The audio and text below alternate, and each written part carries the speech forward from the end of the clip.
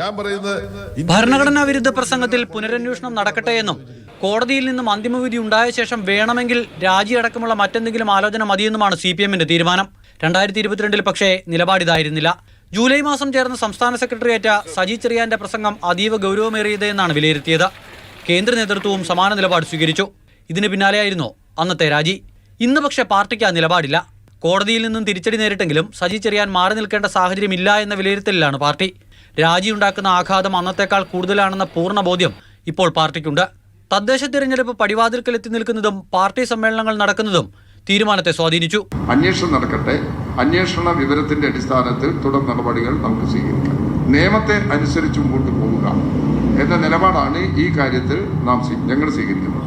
Natural justice Saji ചെറിയാനൂർ അവകാശപ്പെട്ടതാണ്. അത് ഇന്നലെ അദ്ദേഹം വ്യക്തമാക്കിയിട്ടുണ്ട്.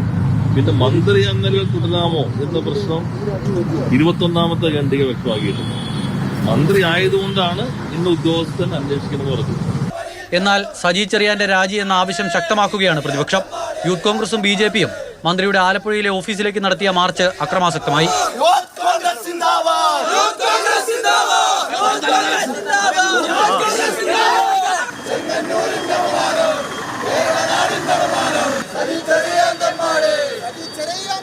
ഭരണഘടനാ വിരുദ്ധ പ്രസംഗത്തിന്റെ പേരിൽ ഹൈക്കോടതി പുനരന്വേഷണം പ്രഖ്യാപിച്ചതിനാൽ 2 വഴികളാണ് സർക്കാരിന് മുന്നിലുള്ളത്.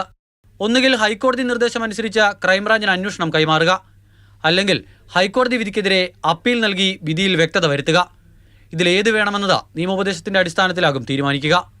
മാതൃഭൂമി ന്യൂസ്, തിരുവനന്തപുരം.